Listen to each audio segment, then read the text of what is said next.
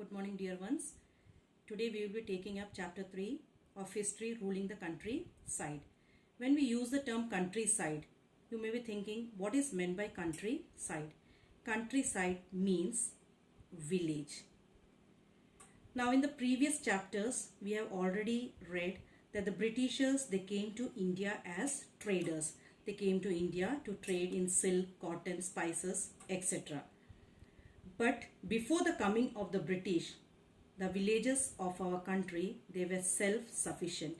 They were dependent on themselves. They did not have to go outside to get whatever they want, but they were self-dependent, and the revenue that was collected, it was used for the welfare of the village.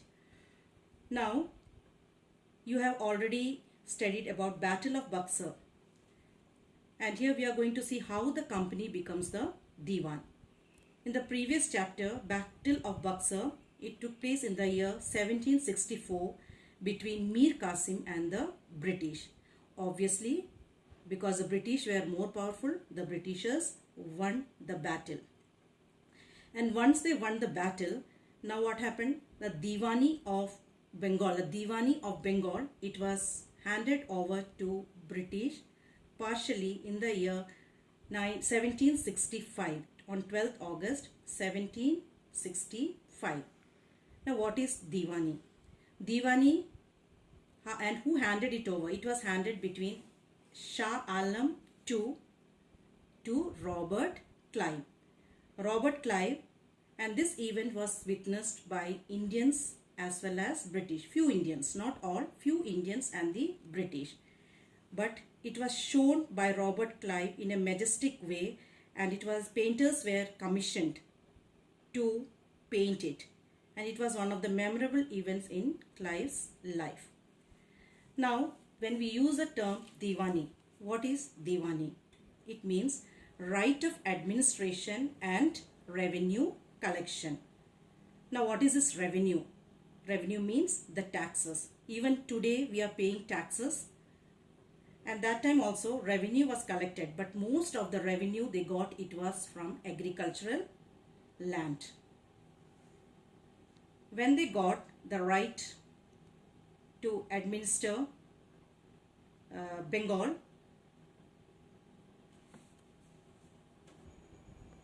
when they got the right of administration, now the main thing that came into their mind was how to collect, or from where they could collect this revenue. Of course, the only source of revenue could be from the agriculture, and that was from the farmers. Now, how to collect taxes? Different methods they have to opt how to collect taxes. Then they had to grow certain crops that was for their benefit, like indigo. And the next thing was they had to colonize the countryside, that means the villages, to increase their source of income and trade. Earlier, the British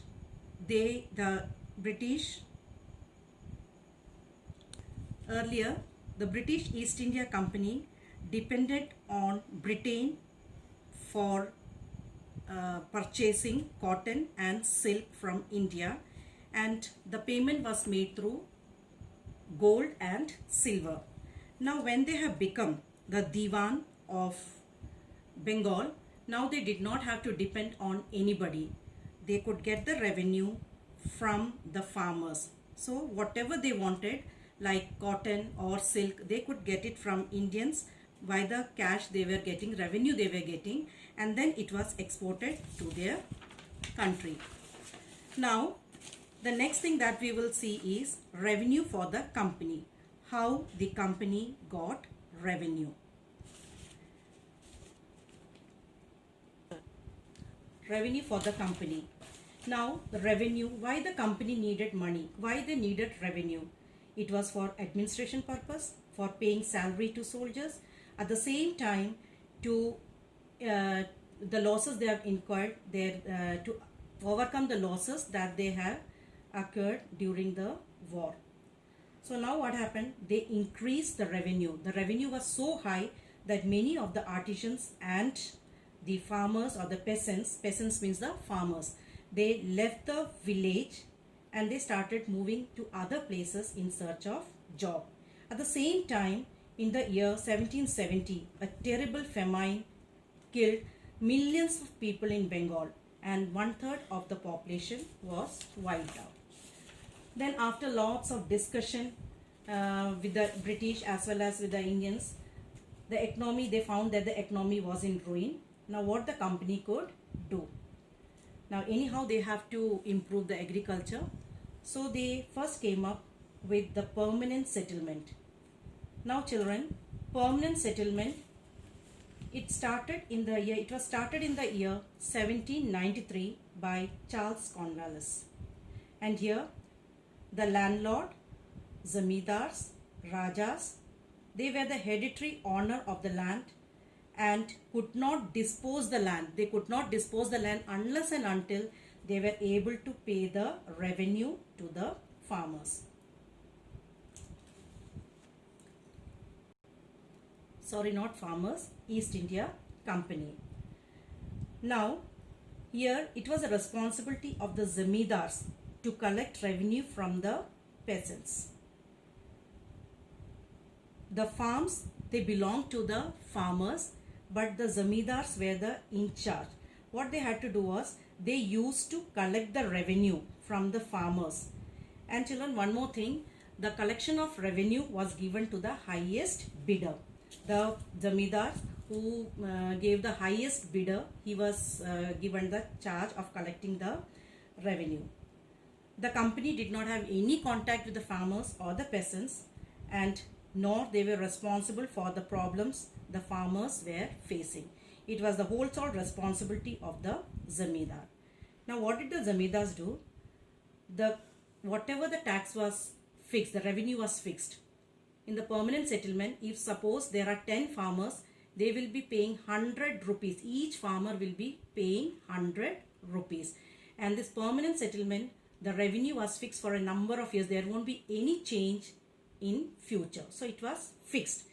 And here the zamindars used to collect this money and pay to the British East India Company. And as they were enjoying the right over the land, the zamindars did not do anything to enhance the condition of the farmers. This led to exploitation of the farmers. Slowly the farmers were overexploited and they started leaving their land and moving to other places. Now in the permanent settlement, it was only the zamindars who were earning the profit. The company did not have much profit, as well as the farmers, they were all in a worst position. So many of them left the villages and went to other places. In the long run, the revenue was fixed. Now when revenue was fixed, but the expense of administration and trade for the British, it was too high. Now they thought of coming out with a new system, and that was the Mehalwari system. Mehalwari system, it was devised in northwestern province of Bengal. Now northwest province means Bihar and Punjab, by Holt Mackenzie in the year 1822. In this system, he appointed collectors, and on the advice of Holt Mackenzie, the collectors, they went from village to village. And what they did, they measured the land. The lands were measured, and on the basis of fertility of each land, they fixed the revenue. And this revenue, it was collected by the village headman. I hope you understood. Here, suppose a farmer is having 1 acre of land, and the land is very fertile. That means he may be paying 1000 rupees as revenue. On the other hand, another farmer would be there who is having a small holding. So he may be paying 100 rupees as revenue. And this system was known as Mehalwari system. Why? Because the village during those days, it was known as the Mahal. The revenue amount, it was revised. In the last one we have seen permanent settlement, the amount was fixed. But here the amount was revised from time to time. Then after this, we had the next system that was applicable in South India, that was known as the Munro system, and that was also known as Rotwari system. In this system was actually started by Captain Alexander Reid in a small area in South India after the war with Tipu Sultan. He had a war with Tipu Sultan. So some areas was captured by Alexander Reid, and in those areas he devised this Rotwari system. Now you may be thinking, what is meant by riot? Riot means the farmers. Riot were the farmers or the cultivators. Now already we have seen that it was started by Alexander Reid, but later on it was developed by Thomas Munro. That's why this system is known as Munro's system. And then it was extended to the whole of South India, that is Madras, Bombay and Coorg province of British India. And as in the north we have seen, we have the zamindars, but in the south there was no tradition of zamindari system.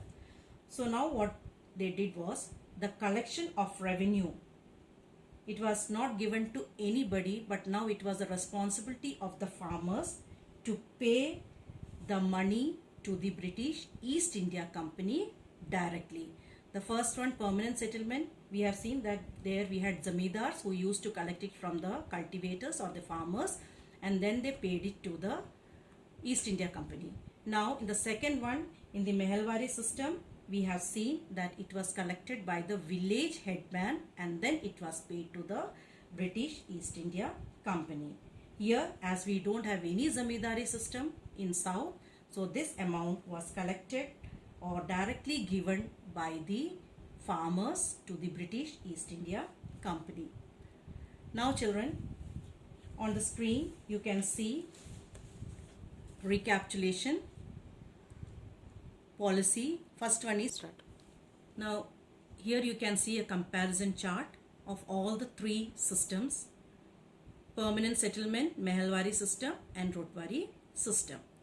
Area of introduction: permanent settlement, it was in Bengal province. Mehalwari system, northwestern province of Bengal, that is present day UP. And Rotwari system, it is in Madras, Bombay and Coorg provinces. Who introduced it? Permanent settlement, Lord Cornwallis. Mehalwari system, Holt Mackenzie. And Rotwari system by Thomas Munro. Now what are the features? Permanent settlement, revenue was fixed and it was collected by the zamindars.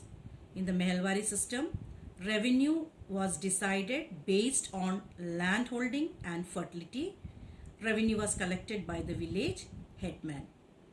And the Rotwari system, revenue decided based on land holding and fertility, and it was paid directly by the farmers to the British East India Company.